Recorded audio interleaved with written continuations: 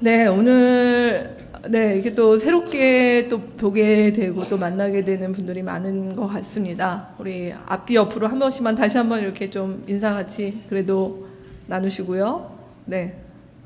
네. 네. 네. 참 우리나라 사람들 이게 어색하죠. 네.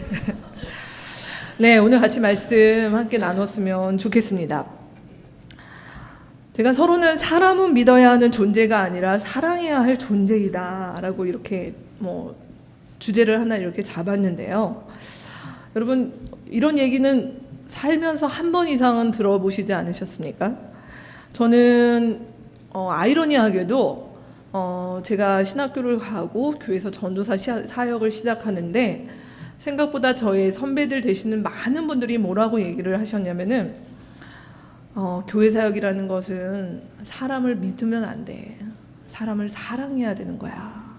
그래서 저한테 이제 그런 얘기를 하셨어요. 그렇게 속없이 그렇게 너무 그렇게 하면 나중에 되려 상처받아. 되려 힘들어.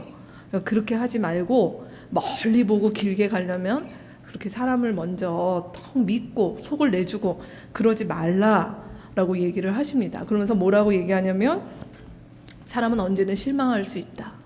배신할 수 있다. 배반할 수 있다. 다 너 같지 않다. 예. 그러니 사람을 믿지 말고 그저 사랑만 해라. 이런 선배들의 이야기들을 많이 들었습니다. 여러분들은 어떠신가요? 처음 들어보시는 얘기신가요? 다들 이렇게 하시는 거 보니까 그런 이야기를 또 듣게 되죠. 네, 근데 사실 이런 이야기가 우리 가운데 낯설지 않고 또 인생을 살아오셨던 여러 선배들에게서 이런 얘기를 듣게 되는 거에는 사실 그럴 만한 이유와 어떤 경험이 많이들 있으신 것 같습니다. 저도 제가 예전에 같이 이렇게 사역했던 목사님 얼마 전에 오랜만에 그분 페북을 봤는데 힘드신 것 같습니다. 요즘 유행하는 말이 있잖아요. 내가 이러려고 하는 표현이 있죠. 근데 그분 페북에 내가 이러려고 목사했나 하는 표현이 있으시더라고요. 그래서 자세한 것은 모르지만 얼마나 또 어떤 일을 겪으셨는지 그런 자괴감 속에 그런 슬픈 고백을 하시는 것 같다라는 것들을 보게 됩니다. 여러분 하늘을 돌아보시면서 어떠셨습니까? 하늘을 돌아보면서 내가 올 한 해 여러 사람들과의 관계와 일들 속에서 나는 이 말이 정말 더 사실임을 이 말 속에서 내가 조심해야겠구나. 내가 애써 상처받거나 해야 될 길들을 잘 쥐레를 피하듯이 좀 그렇게 살아야겠구나. 내가 아직도 세상을 잘 몰라서 이렇게 맨날 사람들한테 당하고 사는구나. 이런 것들을 혹시 경험하시면서 사신지는 않으셨습니까? 저는 올 한 해 이렇게 보니까 우리 공동체의 몇몇 분들은 심하게 그런 일로 고통을 받으면서 이 한 해를 보냈던 분들이 떠오르곤 합니다. 자, 그런데 말이죠. 우리가 정말 중요하다, 소중하다 여기는 관계들 속에서는 과연 사람을 믿지 않으면서 사랑하는 게 가능하냐는 거예요. 이런 표현, 나는 나의 남편을 믿지 않지만 사랑합니다. 난 나의 아내를 믿지 않지만 사랑할 수 있어요. 내가 내 부모님을 믿지 않아요. 그래서 사랑하죠. 그 말이 어떤 의미일지는 좀 느껴지기는 하지만 사실 그런 표현은 굉장히 건강하지 않은 표현이죠. 건강하지 않은 표현인 것입니다. 그렇기 때문에 정말 우리가 중요하다고 여기고 소중하다고 여겨야 하는 관계들 속에는 믿지 않으면서 사랑할 수 있는 관계는 없다는 것입니다. 정말 진정한 소중한 관계들은 우리가 믿는 만큼 사랑하게 되고 사랑하는 만큼 믿게 되는 관계로 자연스럽게 성장한다는 것이죠. 그렇다면 거기에 공동체는 예외인가라고 하는 부분입니다. 우리는 흔히 공동체를 얘기할 때 믿음의 공동체다라는 표현을 얘기합니다. 이 믿음의 공동체라고 하는 것이 뭘까요? 그저 같은 신앙을 고백하는 사람들, 같은 주님을 믿는 사람들이냐라고 얘기하는 것입니다. 이 말은 단순히 우리가 그냥 같은 주님을 바라본다라고 얘기하는 것이 아니라 그 주님 때문에 우리가 서로를 어떻게 바라보느냐라고 하는 그 고백의 내용에 달려있는 것입니다. 그렇기 때문에 우리가 오늘 같이 보고자 하는 이 말씀은 뭐냐면 예수님 우리 가운데 이 땅에 오셔서 이 성탄, 이 대림의 이 기간 가운데 우리 가운데 오셔서 하시기를 원하시는 것은 우리가 진정으로 사람을 사랑하는 사람들로 우리를 부르시고 그 자리에 우리를 초대하셨다는 것이죠. 그것이 우리가 어떻게 가능할 수 있는가라고 하는 말씀들, 그 관계가 우리 가운데 어떻게 연결어갈 수 있는가 하는 말씀을 우리 같이 봤으면 좋겠습니다.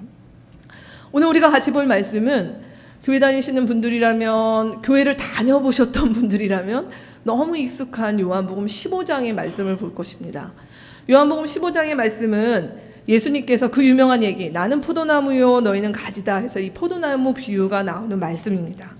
근데 이 말씀은 예수님이 처음 하신 말씀이 아니라 요한복음에 이 말씀을 하실 때 이 말씀을 들었던 많은 이스라엘 사람들은 이 비유가 너무 익숙한 비유예요.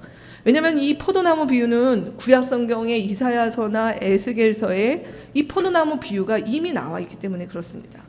우리가 오늘 그 가운데 하나인 이사야서 5장 1절에서 4절 그리고 7절 말씀을 먼저 같이 한번 읽어봤으면 좋겠습니다. 같이 읽겠습니다.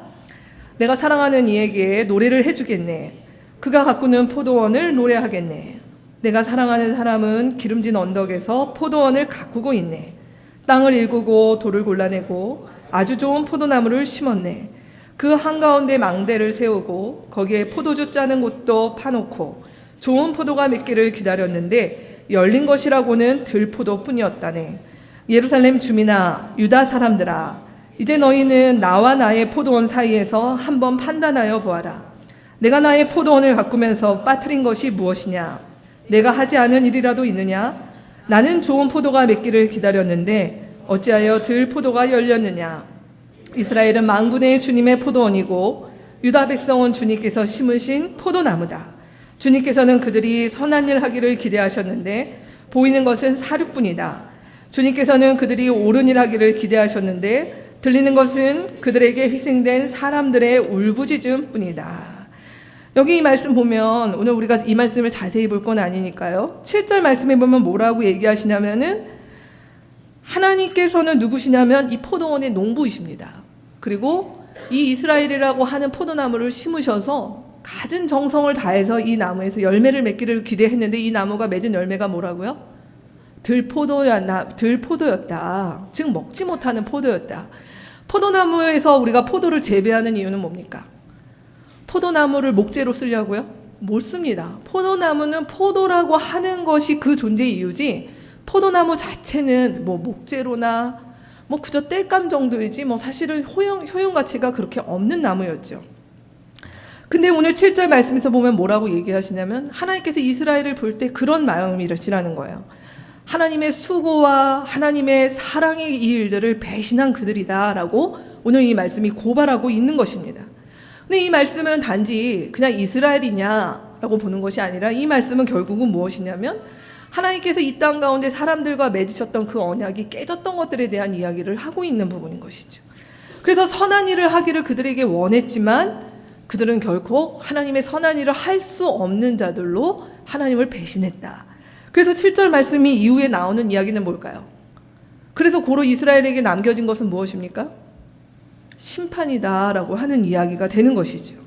그래서 이 이스라엘은 이제 어떻게 됐는가? 하나님의 심판 아래 놓이게 됐다. 다시 말해서 이 말씀을 좀 확대하면 무슨 얘기인가? 하나님을 떠난 인간이 하나님 앞에서 남겨진 것은 무엇이다? 심판 아래 놓이게 되었다. 그래서 우리의 처지는 무엇입니까? 심판 아래 놓인 죄인의 처지가 되었다라고 얘기하는 것이 이 구약의 이사야서에 나오는 말씀의 이야기인 것입니다. 근데 우리가 아는 바 성경은 이 이야기로 끝나지 않고 하나님은 고민하셨죠. 그래서 어떻게 하셨습니까? 즉각적으로 심판하신 것이 아니라 하나님께서 사랑과 정성을 다했던 이들을 구원해 내시고자 이 땅 가운데 메시아를 보내셨다라고 얘기하시는 것입니다. 그래서 그 메시아가 우리 가운데 오셔서 어떤 일을 하셨는가 하는 이야기가 우리가 오늘 같이 볼 요한복음 15장의 이야기입니다.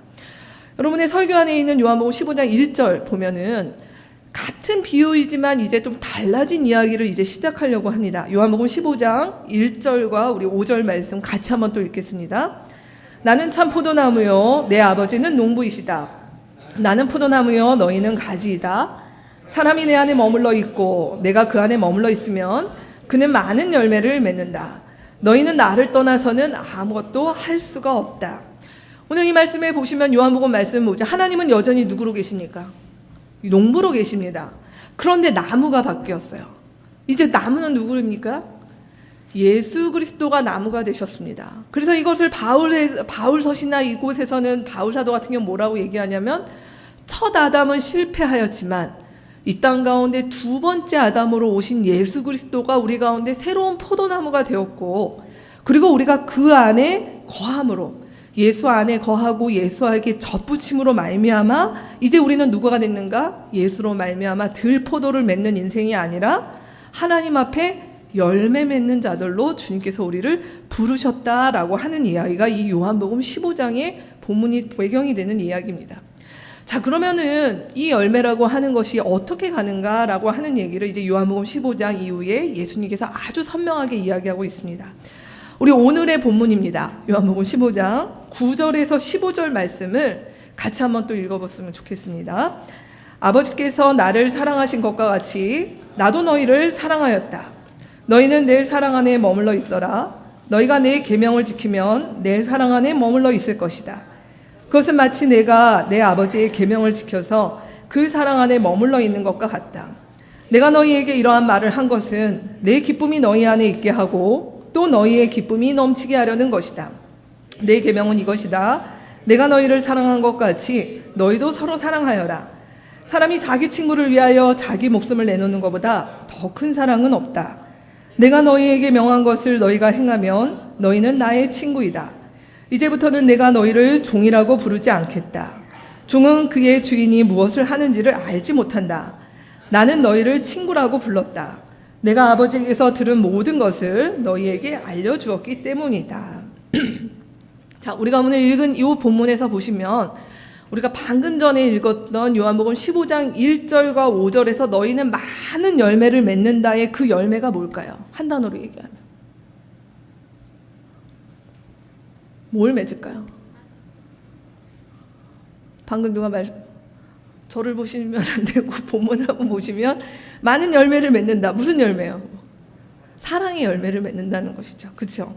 다름 아니라 예수님이 우리의 인생 가운데 맺게 하시고자 하는 그 열매는 사랑이다라고 하는 부분입니다. 자, 그러면 이 사랑은 어떻게 맺는가? 메시아께서 우리를 사랑의 열매를 맺을 수 있도록 하시는 그 과정은 어떻게 이루어지는가? 우리 오늘 세 가지로 같이 한번 봤으면 좋겠습니다. 우리가 방금 읽었던 9절 말씀해 보시면 9절 말씀에 보면 아버지께서 나를 사랑하신 것과 같이 이렇게 되어 있습니다. 여러분, 아버지의 이렇게 동그라미 한번 해보시죠. 자, 제가 아버지의 동그라미를 했을 때 여러분, 예수님께서 말씀하신 아버지는 누구십니까? 하나님이세요. 하나님은 누구십니까? 하나님이 누구냐라고 얘기한다면 여러분 뭐라고 설명하실 수 있으세요? 하나님은 여러 창조주 하나님, 사랑의 하나님, 여러 표현이 될 수 있죠. 근데 하나님께서 사람과 다르게 모든 것들이 우리와 많이 다르시지만 하나님을 표현하는 성경의 아주 중요한 표현 중에 제가 여러분의 설교 안에 자충족성이다 이렇게 좀 표현을 썼는데 이런 표현들 하나 정도는 기억해 놓으셔도 좋겠습니다. 이 말씀은 무슨 말일까요? 하나님은 누구십니까? 네, 결핍이 없으신 분이신 거예요. 밖에서 누군가의 도움과 지원으로 존재할 수 있는 분이 아니라, 우리 창세기에 보면 모세가 처음에 하나님을 만났을 때 하나님이 누구십니까? 당신 누구십니까? 그때 하나님 뭐라고 얘기하셨습니까? 나는 스스로 있는 자라 얘기하셨죠. 이 땅에 존재하는 모든 것들은 스스로 있을 수 있는 존재가 없습니다. 그래서 우리가 피조물이라고 얘기하는 것이죠. 하나님은 누구십니까? 스스로 계실 수 있는 분이신 거예요. 그러면 그 말은 무슨 말이에요? 부족함이 없다는 것이에요. 그분에게는. 그래서 스스로 계신 분이시기 때문에 그분은 어떤 분이세요? 완전하신 분이세요. 온전하신 분이세요. 그러니 하나님의 사랑도 어떨까요? 완전하고 온전한 하나님의 사랑입니다. 하나님께서 우리를 사랑하시는 그 사랑이 부족함이 있거나 결함이 있는 사랑이 아니라 하나님의 완전하고 온전하신 사랑이 우리는 누굽니까? 하나님과 달리 우리는 불완전한 자들입니다. 완전하지 않은 자들이야. 한계와 조건이 붙는 자들입니다. 그럼에도 불구하고 우리 가운데 어떤 사랑이 들어오기 시작했다고요? 그 완전하고 온전한 사랑이 우리에게 들어오기 시작했다라는 것이 9절의 말씀입니다. 그래서 10절에 뭐라고 얘기하세요? 그 사랑 안에 머물러 있어라 라고 얘기하고 계십니다. 그 사랑 안에 머물러 있는 것을 우리 가운데 너희만 해라고 얘기하신 것이 아니라 이 땅 가운데 사람의 몸을 입고 오신 예수님 자체가 이 땅 가운데 그렇게 사셨다는 거예요. 이 땅 가운데서 그분은 짧은 공생애의 기간 동안 많은 사람을 만나고 많은 사람을 고치고 제자들이 배신할 것들을 알면서까지 그들을 끝까지 사랑하셨던 그 이유는 예수님이 굉장히 훌륭하고 인간 중에 어떤 그 초인간적인 면을 가지고 있으셔서 그러신 것이 아니라 그분이 오늘 고백하시는 얘기가 뭐예요? 나도 어떻게 살았다 이 땅 가운데서 아버지의 그 완전하고 온전하신 사랑 가운데 거함으로써 내가 너희를 사랑할 수 있었다. 그러니 너희도 그렇게 해라 라고 예수님께서 말씀하신 것입니다. 그러면서 12절에 뭐라고 말씀하십니까? 바로 그 계명은 사랑이다. 그리고 그 계명, 하나님께 받은 그 완전하고 온전한 사랑으로 우리가 어떻게 하라고요? 이 땅 가운데서 우리도 그렇게 사랑하고 그 완전하고 온전한 사랑을 조금씩 흘러보낼 수 있는 자들로 우리가 갈 수 있다라는 그 말씀을 주신 것입니다. 오늘 말씀을 요약하면 무엇인가? 우리가 이 땅 가운데서 사람을 사랑하는 것, 우리가 이 땅 가운데서 누군가를 사랑하는 존재로 살아갈 수 있는 것은 내 안에 사랑이 많은 사람이어서, 난 원래 정이 많은 사람이어서가 아니라 나의 사랑의 근원을 그 완전하고 온전하신 하나님께 둠으로써 우리는 비로소 그 바르고 건강하며 온전한 사랑을 할 수 있다라고 말씀하시는 것입니다. 이 하나님의 사랑을 받은 사람들의 특징이 무엇이냐면요, 깊은 안정감이에요. 예수님은 이 말을 이렇게 표현하셨어요. 내가 너희 가운데 평안을 준다라고 말씀하셨어요. 그 평안은 어떤 평안이다? 세상이 줄 수 없는 평안이다. 요한복음 14장 27절 여러분들 많이 암송도 하시죠? 같이 한번 읽어볼까요? 평안을 너희에게 끼치노니 곧 나의 평안을 너희에게 주노라. 내가 너희에게 주는 것은 세상이 주는 것과 같지 아니하니라. 너희는 마음에 근심하지도 말고 두려워하지도 말라. 이 평안이 다른 얘기로 하면 완전하고 온전하신 하나님의 사랑을 계속적으로 받는, 그 가운데 머물러 있는 사람의 상태가 이 평안입니다. 그냥 우리 안에 내가 잘 안 풀리던 일이 풀리고 뭔가 이렇게 좋아서 굳이 내가 예수님이 아니어도 누릴 수 있는 그 평안이 아니라 하나님의 세상이 줄 수 없는 그 평안이 무엇인지 내 안에 두려움으로 말미암아 누리는 상태가 평안이다라고 이야기하고 있는 것입니다. 오늘 이 말씀이 왜 중요한가라고 얘기하냐면요, 우리가 사랑의 근원을 하나님께 두지 않을 때 반드시 우리 가운데 있는 증세, 우리 가운데 있는 어떤 특징이 뭐냐면 두려움이라고 하는 것입니다. 요한일서 4장 18절 말씀에 보면 뭐라고 얘기하냐면 사랑에는 두려움이 없다. 완전한 사랑은 두려움을 내쫓습니다. 이렇게 표현합니다. 완전한 사랑은 누구의 사랑입니까? 완전하고 온전하신 하나님의 사랑입니다. 그 사랑 가운데 거하기 시작하는 사람에게 있는 일이 무엇입니까? 우리 가운데 있는 이 두려움이라고 하는 것들이 우리 안에서 사라지기 시작하는 일들을 우리가 경험한다는 것입니다.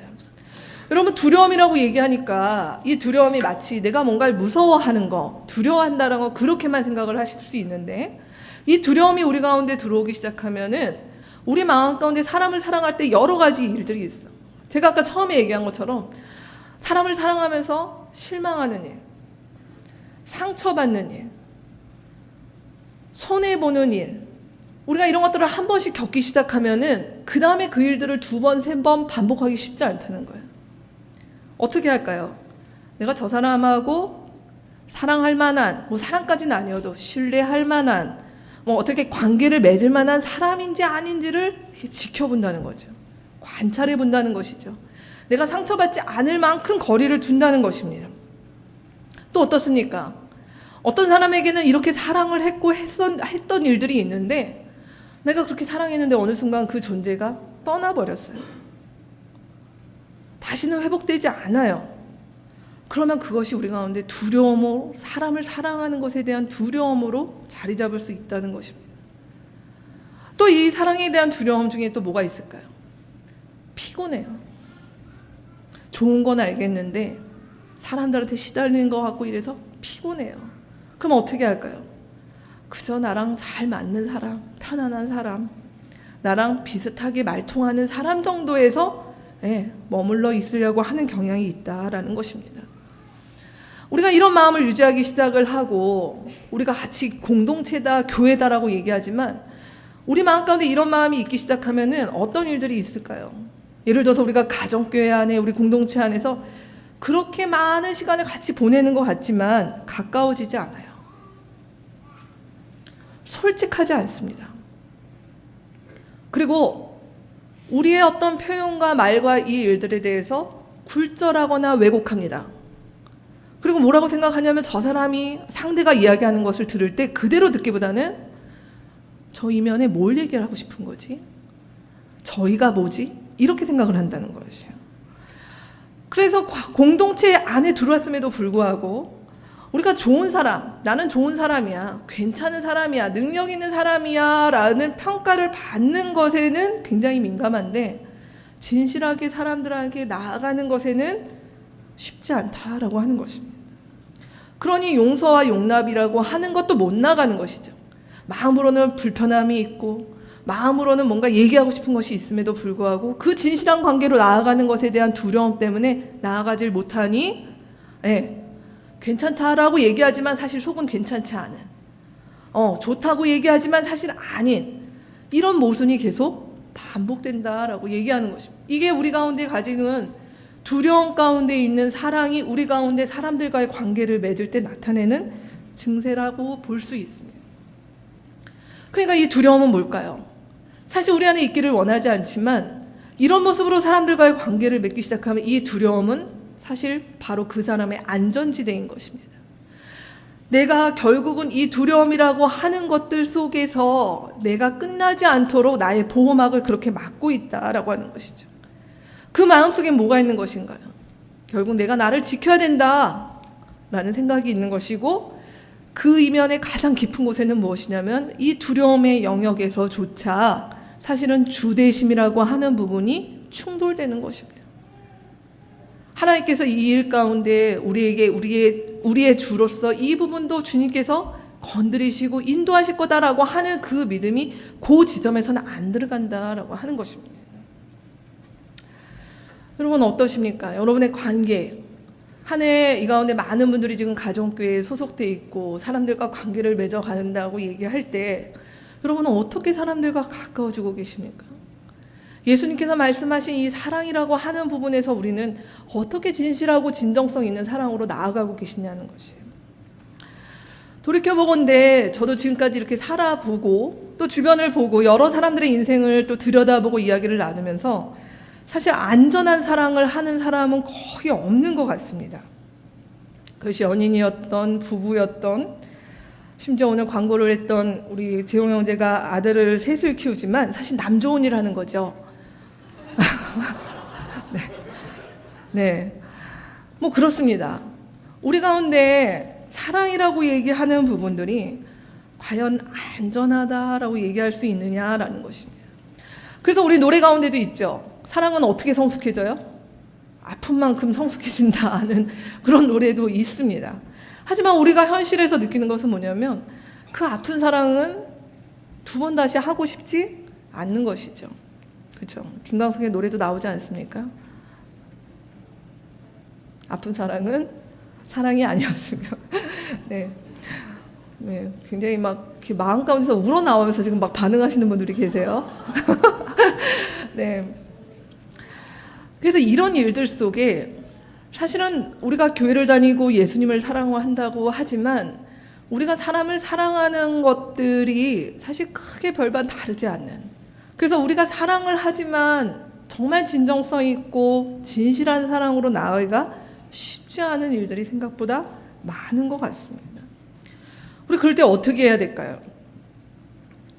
그럴 때 어떻게 해야 될까요? 내 사랑이 고갈되는 것 같을 때, 내 사랑이 안전하지 않다고 느꼈을 때 우리는 그렇게 어떻게 해야 될까요? 오늘 이 말씀이 우리 가운데 주는 이야기는 무엇이냐면 이건 그냥 우리의 관념이 아니라 우리가 우리의 관계들 아주 가볍게, 예를 들어서 내가 남편을, 내가 아내를, 내 자녀를, 뭐 시부모님을, 아니면 내 며느리를 그들을 향한 나의 사랑이 고갈되고 내가 그 사랑 가운데서 두려움에 노출되고 하는 일들이 있을 때, 또 이 가운데 우리가 가정교회를 하면서 또 공동체 안에서 속상한 일, 실망하는 일, 눈물 나게 하는 사람을 만나서 씨름하는 일들이 있을 때 우리는 어떻게 해야 되는가라는 것입니다. 오늘 이 말씀이 우리 가운데 주는 것은 뭔데? 예수님께서 우리 가운데 보여주신 모습대로 가라는 것입니다. 그것은 뭘까요? 우리가 그럴 때마다 우리를 향하여 완전하고 온전한 사랑을 주신 그분께 우리가 머물러 있는 것이라는 것입니다. 저는 이것이 회복력이라고 이제 제가 표현을 그렇게 적었는데, 우리의 신앙생활이라고 얘기하는 것은 결국은 무엇이냐면, 내가 완전해서가 아니라 우리는 늘 상처받을 준비를 하고 늘 다칠 준비를 하고 늘 두려움에 빠질 수 있는 가능성을 염두에 둠에도 불구하고 그 일들이 방전되었을 때 우리는 다시 우리의 사랑의 근원 되신 그분께 우리의 삶을 머물러 있으므로, 그분께 드림으로 우리가 거기서 채워지는 일들을 통하여서 다시 회복하는 그 일들을 끊임없이 우리 안에서 반복하는 것, 그것이 우리 가운데 예수님께서 보여주신 방법이다라고 얘기하는 것입니다. 그래서 오늘 이 말씀은 우리 가운데 이 신비를 경험하도록, 사실 예수께서 말씀하신 이 신비를 우리가 경험하지 않게 되면 사실 우리 모두가 이 땅 가운데서 오래 갈 수 있는 사람이 없습니다. 근데 우리가 끊임없이 사람들을 향하여 판단하거나 마음을 닫거나 포기하거나 단념하지 않고 우리가 그런 지경에 이르렀다 하더라도 우리가 거기서 그냥 끝나버리는 것이 아니라 하나님 앞에 길을 쓰고, 아니 끊임없이 사랑의 자리로 나올 수 있는 것은 나의 의지나 나의 어떤 그 모습이 아니라 우리가 완전하고 온전하신 그 아버지의 사랑 가운데로 우리를 다시 내어드리고 거기서 내가 하나님의 회복을 경험하는 일들을 하고 하는 그 일들이 우리 가운데 얼마나 일어나는가, 그 회복을 내가 얼마나 경험하고 있는가라고 하는 부분이 오늘 예수께서 우리 가운데 알려주신 이 비밀인 것입니다. 여러분, 한 해 동안 어떠셨습니까? 지금 한 해를 마무리하면서 우리 마음은 어떠신가요? 사람을 사랑하고 또 우리의 가정교회나 우리의 지체들, 내 가까운 가족들을 사랑하는 데 있어서 나는 마음이 지금 닫혀 있습니까? 마음이 열려 있으십니까? 뭐 여러 가지 상황이시겠죠. 나 이제 그만하고 싶다, 이런 마음이십니까? 근데 오늘 주님 말씀하십니다. 우리가 그런 삶 가운데서도 우리 가운데 재촉하거나 다그치시지 않고 다시 우리로 하여금 나의 사랑 가운데 머물러 있으라 라고 말씀하시는 것입니다. 그럴 때 우리는 무엇을 보게 될까요? 나가 아니라 오늘날 예수께서 이 땅에 나를 포함한 많은 사람들을 위하여 얼마나 오래 참고 기다리시며 우리를 향하여서 그렇게 사랑하고 계신지 하는 것들을 우리가 보게 될 때 비로소 회복하게 되는 것 같습니다. 저도 이렇게 교회 사역을 하고 오늘 말씀을 이렇게 준비를 하면서 떠오르는 사람들이 좀 있었어요. 네. 굉장히 사랑하고 아까 얘기했던 것처럼 마음을 다하고 했던 사람들인데, 네, 원치 않는 여러 일들 속에 멀어진 사람들이 생각이 납니다. 제 마음 가운데 언젠가 다시 돌아오기를 뭐 하는 그런 마음들이 있지만 그때를 생각하면 마음이 아파요. 여전히 마음이 아픕니다. 근데 그럴 때마다 제가 하나님 앞에서 너무 감사했던 것은, 만약 내가 그렇게 상처를 계속 입은 상태로 이렇게 사역을 하면, 죄송한 표현이지만 생각보다 많은 목회자들이 인생의 마지막에 그들의 마음이 황폐해진 상태로 목회를 마치시는 분들이 많으신 거예요. 너덜너덜해져 있어요. 사람들한테 너무 시달려서. 근데 그것이 아닌, 그것이 뭐 비난 목사들 뿐만이 아니라 우리가 사람들과의 관계들 속에서 그럴 요지가 있는데, 그럴 때마다 하나님 앞에 우리 자신을 내어드려서 주님께서 우리를 회복하시는 것들, 우리의 상처를 싸매시는 것들, 내 마음을 아신다고 얘기하신 것들, 그러면서 예수께서 너가 지금 그러고 있는 것이 나의 아픔에, 내가 사람을 사랑했던 그 일에 너도 지금 동참하고 있는 거야 라고 하시는 그 격려와 위로의 말씀을 들으면서 갈 때 우리는 비로소 그 자리에서 다시 일어나 또 한 걸음을 내딜 수 있는 것입니다. 그것이 우리가 메시아의 사랑을 받아서 이 땅 가운데서 사람을 사랑할 수 있는 가장 중요한 비결입니다. 두 번째입니다. 이 메시아의 사랑 가운데 우리가 거하기 시작할 때 오늘 13절에서 15절 말씀에 보면 무엇이라고 얘기를 하냐면 예수께서 우리를 친구 삼으셨다라고 하는 이 말씀이 있습니다. 뭐 읽으신 분들도 있겠고 또 그냥 말만 들으신 분도 계실 텐데 마틴 부버라고 하는 사람이 쓴 나와 너라고 하는 유명한 책이 있습니다. 들어보신 분들 많으실 거예요. 근데 이 책에서 말하고 있는 것들 요약해드리면 이 얘기입니다. 이 마틴 부버라는 사람이 뭐라고 얘기를 했냐면 세상에 우리가 관계를 맺는데 이 관계는 두 가지가 있다는 것이에요. 그 관계는 뭐냐? 나와 너의 관계가 있고 하나는 나와 그것 이렇게 맺는 관계가 있다라고 표현을 합니다. 근데 나와 너의 관계는 인격적인 관계, 교감하는 관계라면 나와 그것의 관계는 뭐냐면 비인격적이요, 착취요. 또 이 관계 속에서는 어떤 징벌이 작용하는 그런 관계다라고 이야기를 하고 있습니다. 오늘 우리가 읽은 이 13절에서 15절 말씀에 보면 예수님께서는 우리가 나와 너의 관계다. 그 나와 너의 관계를 뭐라고 표현하신 거예요? 한 단어로? 친구다라고 표현하신 거죠. 그러면서 뭐라고 선언하셨습니까? 나는 너희와 나와 그것의 관계로 가지 않는다. 그게 누굽니까? 종이죠. 그 관계가 아니다. 나는 너와 예수께서 우리 가운데 오셔서 예수와 우리는 종의 관계로 맺어진 관계가 아니라 나와 너의 관계, 가장 인격적이며 교감할 수 있는 그 관계인 친구의 관계로 간다라고 선언하신 거예요. 그러면서 13절 말씀, 13절 사람이 자기 친구를 위하여 자기 목숨을 내놓는 것보다 더 큰 사랑은 없다. 이걸 우리 가운데 말씀하신 것이 아니라 이 13절 말씀은 예수님의 자기 선언이에요. 무슨 얘기십니까? 요한복음 15장 이후에 가면 예수께서 이제 십자가를 지시는 사건으로 뒤 후반부에 나옵니다. 13절 말씀은 지금 누구 얘기하고 계신 겁니까? 당신의 얘기를 하고 계신 것입니다. 예수님께서 뭐라고 얘기하십니까? 감히 친구 삼을 수 없는 너희들이지만 예수님께서 어떻게 하셨다고요? 내가 너희를 친구 삼기 위해서 뭘 주셨다고요? 내 목숨을 내놓는 가장 큰 사랑을 하겠다라고 말씀하신 것입니다. 이게 은총이죠. 이 13절이 은혜인 것이죠. 우리가 어떻게 예수님과 친구 됩니까? 우리가 그분과 어떻게 친구를 할 수 있는 급이 됩니까? 우리는 아무것도 할 수도 없을 뿐만 아니라 우리가 뭘 한다고 해서 그분과 친구 될 수 있는 사이가 아닙니다. 근데 오늘 예수님 뭐라고 하셨습니까? 예수께서 친히 자신의 목숨을 던짐으로 우리와 친구하겠다라고 말씀하셨다는 것이에요. 자, 친구가 뭔가요? 여러분 가운데 친구를 뭐로 정의하십니까? 친구, 술 한잔 같이 할 수 있는 편한 친구? 같이 막 누구 험담을 하고 막 이렇게 해도 그냥 스스럼 없는 친구? 다 맞는 정의죠. 저는 친구에 대한 정의를 얘기할 때 이 친구는 제가 내리는 정의는 이렇습니다. 허물을 나눠도 안전한 사람입니다.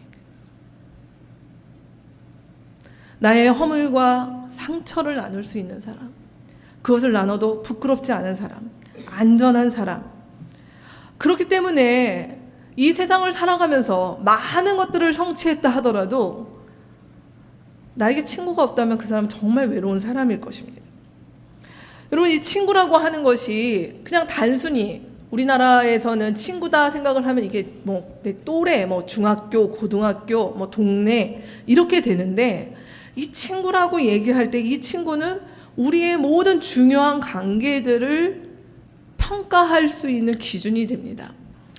무슨 얘기냐면 부부와 또는 부모와 자식과 형제 간의 관계, 가장 중요하죠. 1차적인 관계죠. 다 친하다고 생각을 합니다. 그럼에도 불구하고 가장 어려울 수 있는 관계가 되는 이유는 뭐냐면 그 관계가 친구가 아니면 제일 어려워요. 부부예요. 같이 결혼해서 한 집에 살고 같은 이불을 덮고 살지만 친구가 아니면 그 부부 관계는 그냥 결혼한 사이이지 사실은 그냥 같이 집에 사는 동거인일 수 있어요. 아니면 평생 원수일 수 있어요. 부모와 자식과의 관계가 어떻습니까? 부모는 자식을 사랑한다고 그렇게 얘기를 하지만 세월이 지나보세요. 다 장성해보세요.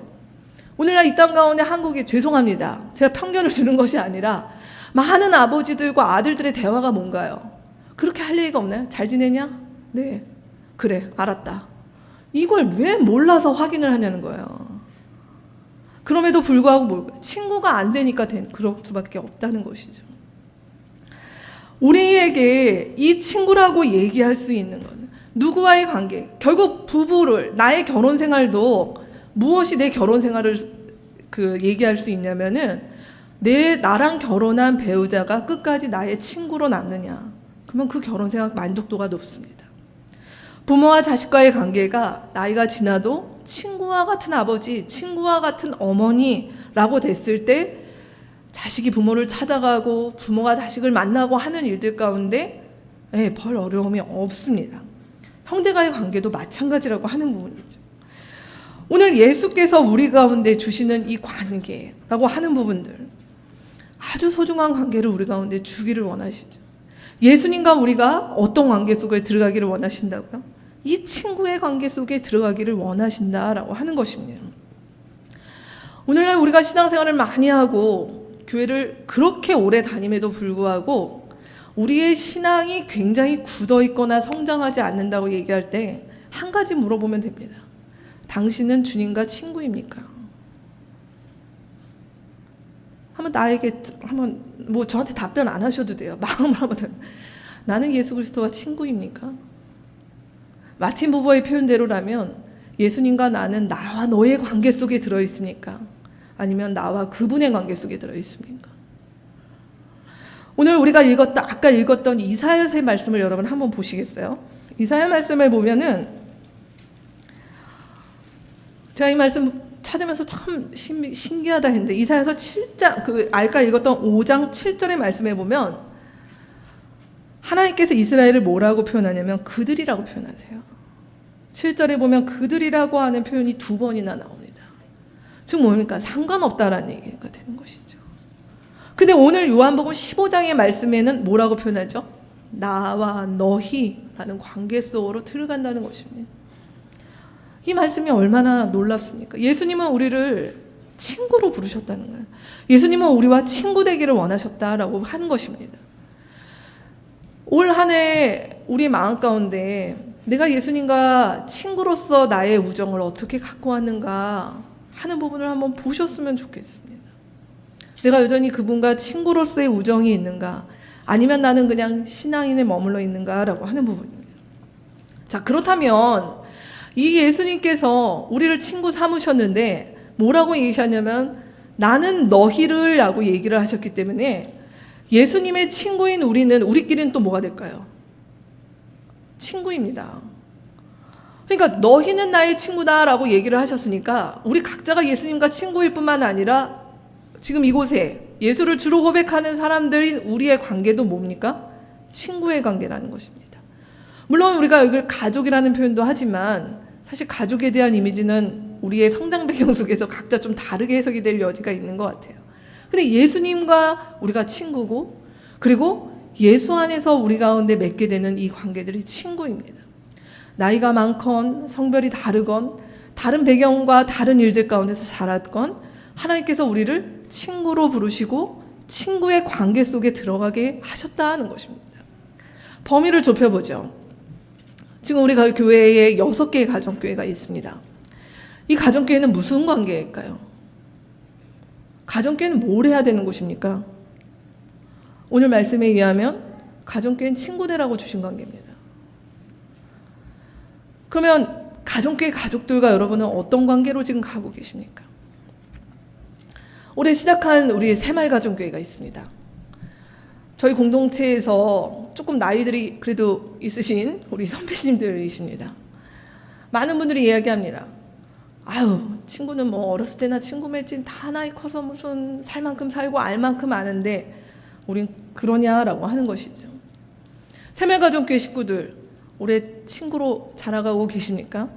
이게 올해 당장 되는 일은 아니지만 우리가 가정교회, 내 새마을가정교회 식구들 이제 우리가 50, 60, 70을 바라보는 나이지만 우리가 서로를 향해서 친구의 관점으로 바라보느냐 안 바라보느냐 굉장히 다를 것입니다. 우리 마등가정교회 식구들 얼마나 친한지 잘 알고 있습니다. 네, 주일날 교회는 안 나와도 가정교회는 가야 된다. 이러한 정신으로 가정교회를 모이고 있는 것으로 알고 있습니다. 네, 정말 그렇게 친밀한데 그 친밀함이 나의 수치와 부끄러움을 나눠도 안전한 관계까지 이르르셨습니까? 마두가정교회 안에서 그 정도의 나눔과 그 정도의 어떤 삶을 공개하고 오픈하는 일들은 어디에까지 가셨습니까? 하나로 가정교회 식구들 여기 계시죠? 제가 하나로 가정교회. 많이들 이사 오셨습니다. 한 집만 이사 오면 된다. 이러한 지금 모습으로 연말을 보내고 있습니다. 가까이 살면 친구 됩니까? 지금 저희 아파트에만 3집이 모여 살고 있어요. 그러면 친구 됩니까? 굉장히 중요한 질문입니다. 성도가정교회 식구들 다 비슷해요. 아이들 키우면서 뭐 대화가정교회 비슷합니다. 친구이십니까? 올 한해 여러분의 가정교회 관계들 속의 우정은 어떻게 잘하셨습니까? 정발산 빠지면 서운하시죠? 네, 아직 싱글들이 많으시고 아이도 없는 그 자유로운 가운데 가정교회를 하고 계시는데 여러분의 가정교회의 관계는, 이 우정은 친구로 나아가는, 서로의 삶을 나눈다고 얘기할 때 그 삶은 뜬구름 잡는 이야기가 아니라 나의 아픔과 상처와 수치를 나누는 것들이 우리는 어디까지 확장되었냐라는 거 하는 것이에요. 가정교회의 성패는요, 이 가정교회 얘기를 할 때 많은 목회자들이나 다른 교회에서 뭐라고 얘기를 하시냐면 이런 얘기를 저는 몇 번 들었습니다. 얼마나 바쁜 지금 도시 생활이고, 우리나라에 저희 교회가 이제 지금 뭐 30대, 40대, 50대들 많으시니까요. 다들 바쁜데 주말마다 그렇게 시간 못 냅니다. 토요일마다 얼마나 바쁩니까? 가정의 대소사부터 시작해서 할 일이 그렇게 많은데 한 가지도 아는 사람들이 모여서 4-5시간씩, 그리고 애 들쳐갖고 와가지고 막 뭐 애가 포기할 때까지 가정교회에 있으면서 그렇게 하기 쉽지 않습니다 라고들 얘기하신다는 거예요. 근데 저는 그냥 담담하게 얘기합니다. 저희 교회 그냥 그러고 살고 있습니다. 매주 모이고 있습니다. 왜 그럴까요? 우리가 성령 충만해서 그렇습니까? 우리의 열심히 특심해서 그렇습니까? 가정교회의 성패는 뭐에 달렸냐면 우리가 친구가 되냐 안 되냐에 달려있습니다. 우리가 친구로 더 깊어지느냐 안 되느냐에 달려있습니다.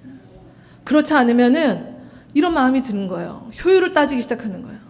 내가 뭐 뻔히 아는데, 너 좀 뭐 시간 좀 뭐 이번 주에 바쁜 일이 있는데, 이렇게 가기 시작하면 내 우선순위에서 밀린다는. 그러나 삶을 나누고 내 진정한 것들을 나누고 나를 드러내도 그것이 안전하다고 여겨지기 시작할 때 가정교회가 내 삶의 우선순위가 되는 것입니다. 그거 우리가 배워가고 있는 것입니다. 올 한 해 이것이 당장 안 되었다 하더라도 내년, 내후년 우리의 공동체가 계속 가는 한 우리가 배워야 될 것은 바로 이렇게 되는 관계를 배워가도록 주님께서 우리를 부르셨다라고 하는 것입니다. 그럴 때 오늘 말씀의 마지막 결론입니다. 11절 말씀에 보면 예수께서 우리 가운데 주신 약속이 있습니다. 11절 말씀 같이 한번 읽어볼까요? 내가 너희에게 이러한 말을 한 것은 내 기쁨이 너희 안에 있게 하고 또 너희의 기쁨이 넘치게 하려는 것이다. 예수님께서 무슨 말씀하십니까? 내가 지금까지 이러한 말을 한 것, 사랑이 어디서 오는지, 그리고 그 사랑이라는 것이 무엇인지, 사랑 안에 거하는 것이 무엇인지, 그리고 우리가 하나님 안에서 맺게 된 관계들이 우리가 예수님과 친구될 뿐만 아니라 예수 안에서 알게 된 지체들이 우리의 친구 되는 이 복을 누리는 것이 무엇인지 말하는 것은 무엇이냐면, 내가 기쁨을 누리고 있기 때문에 그 기쁨이 너희도 누렸으면 좋겠다라고 말씀하시는 거예요. 메시아가 누구십니까? 우리가 이 대림절이나 성탄절, 이제 내년 봄에 있는 고난주간 이렇게 되면 우리의 머리 가운데 있는 이미지, 예수님은 누구실까요? 막 십자가 관을 씌우고 막 피를 철철 흘리면서 막 얼굴에는 고통이 많은 그런 분으로만 혹시 생각하고 계시진 않으십니까? 오늘 이 말씀이 우리 가운데 보여주는 메시아 이미지는 뭐냐면 기쁨의 사람이십니다. 메시아 그분은 누구신가요? 기쁨을 누리고 있는 분이세요. 그 기쁨을 너무 받아서 당신의 그 기쁨이 내가 주체할 수 없기 때문에 나의 친구된 너희에게도 그 기쁨을 알려주고 싶다는 것이에요. 그렇기 때문에 메시아를 따르는 우리에게도 우리의 정체성을 뭐로 가질 수 있을까요? 심각한 사람들, 까칠한 사람들, 네. 메마른 사람들이 아니라 오늘 이 말씀 가운데서 우리에게 주시는 정체성은 우리가 기쁨의 사람들로 주님께서 이 땅 가운데 부르셨다는 것이. 주님이 우리 가운데 주시는 기쁨은 죽어서 저 세상 가서 누리는 그 기쁨이 아니라 우리의 이 땅 가운데서 현재 누리는 그 기쁨의 자리로, 그 기쁨의 공동체로 주께서 우리를 부르셨다라고 얘기합니다. 2016년 저희 공동체를 이렇게 돌아봅니다. 또 저 스스로도 한번 봅니다. 이 말씀에 비추. 나의 삶은 기쁨이다 라고 내가 그렇게 고백할 수 있는가라고 하는 것입니다. 저는 조심스럽게 좀 진단해 봅니다. 올 한 해 저희가 개척하고 이제 1년 된 창립 1주년을 지나 이제 2주년을 맞이하는 저희 공동체, 우리는 아직까지 그 기쁨의 공동체, 기쁨의 사람들이라고 하는 자리 가운데 완전하게 이르지는 아직은 못한 것 같습니다. 물론 어떤 분들에게는 저의 이러한 이야기가 좀 다르게 해석될 수도 있을 것입니다. 근데 올 한 해 우리 공동체 안에 적어도 여러 사람들을 통해서 우리의 지체들이 나눈 얘기는 우리 공동체 나쁘지 않은 공동체이다, 우리 공동체 괜찮은 공동체인 것 같다라고 하는 부분은 어느 정도 합의가 된 것 같습니다. 그런 의견들이 많은 것 같습니다.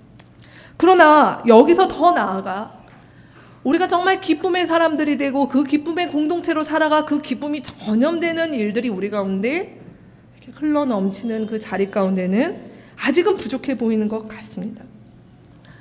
한 달에 한 번 목자 모임을 합니다. 우리 목자님들이 목자로서 가정교회를 섬길 때 기쁨이 많죠. 그러나 매월 목자 모임을 하면 목자들이 반드시 한 가정교회 이상 가정교회로 인해서 울었습니다 하는 고백들을 하고 있습니다. 눈물을 흘렸습니다 하는 고백들을 하고 있습니다. 저는 그 눈물이 우리 가운데 꼭 필요한 눈물이라고 봅니다.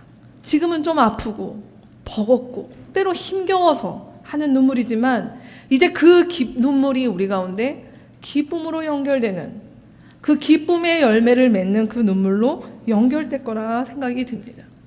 그래서 저는 오늘 이 11절의 말씀을 하나님 앞에서, 하나님 우리 공동체의 내년이 이 말씀이었으면 좋겠습니다. 이 말씀이 하나님 내년에 우리의 삶이 예수 그리스도의 그 기쁨이 우리 공동체 안에 가득 차서 우리가 서로가 서로에게 기쁨의 사람들, 세상이 말하고 있는 그 기쁨의 이야기, 어떤 것이 되고 어떤 조건이 만족되어서가 아니라 우리에게 온전하고 완전하신 그 예수 그리스도로 말미암은 그 기쁨이 우리 가운데 서로에게 교환되는, 서로에게 이게 전달되는 그 일들이 우리 공동체의 해가 되었으면 좋겠다라는 그러한 기도와 바람을 하고 싶습니다. 말씀을 맺죠. 여러분, 이번 한 주는 많은 사람들이 기쁜 한 주였다라고 하는 일들이 있었던 것 같습니다. 탄핵을 바라보며 생각보다 많은 사람들이 기뻐했습니다. 근데 그 기쁨의 이면에 허탈한 사람들도 있는 것 같습니다. 저도 어제 저희 가정에 저희 도련님이 늦게 장가를 가셔서 이제 가족 모임이 있었는데요. 아버님이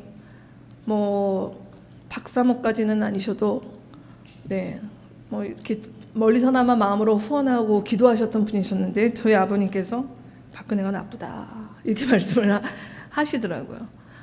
네. 근데 그러한 말들의 이면에 허탈함이라고 하는 부분들을 저는 좀 보게 되는 것 같습니다. 왜냐하면 우리 사회의 그를 정말 열렬히 믿고 거의 종교처럼 따르던 사람들이 있었는데 이번 일들을 통해서 우리의 마음 가운데 또 그렇게 믿었던 많은 분들의 마음 가운데 허탈해지면서 생기는 것들이 있죠. 사람은 다 똑같아. 정치하는 다 똑같아. 그러면서 불신이 조장되고 사람을 믿지 않는 일들이 생기고 그리고 그런 두려움, 갈등 이런 일들이 우리 사회에 사실은 이 기쁨이라고 하는 것이 단순한 기쁨이 아니라 같이 따라오는 일들이 아닌가라는 생각을 해보게 됩니다. 여러분, 이걸 어떻게 보십니까? 사실 이 일들을 가장 기뻐하는 것은 사탄이죠.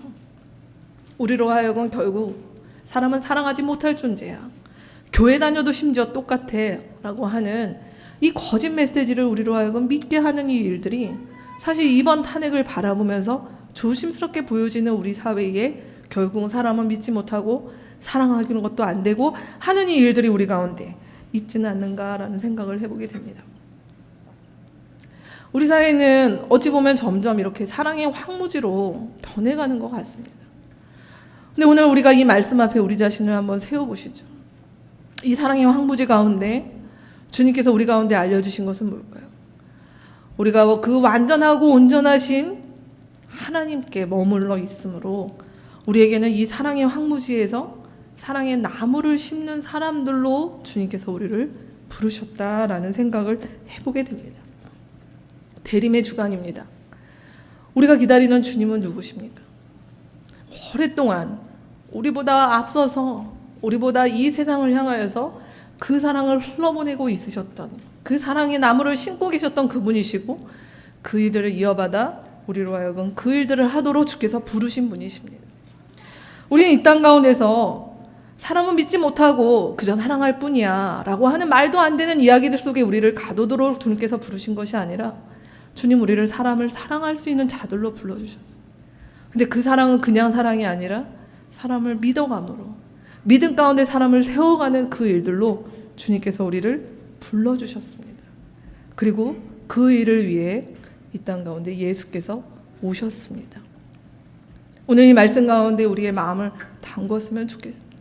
내 안에 하나님께서 오늘 주시는 이 말씀 가운데 닫혀져 있던 부분들, 결론 나서 내가 묵혀두고 있었던 부분들, 조심스럽고 아프더라도 하나님께 그 일들을 꺼내서 하나님 내가 우리 주님의 완전하고 온전한 사랑 가운데 내 자신을 담그고 그래서 하나님 사람을 믿고 사람을 사랑하는 일들 가운데 진보가 있는 삶이 될 수 있도록 주님 부족하지만 나아갈 수 있도록 저에게 용기 주십시오. 저를 인도해 주십시오.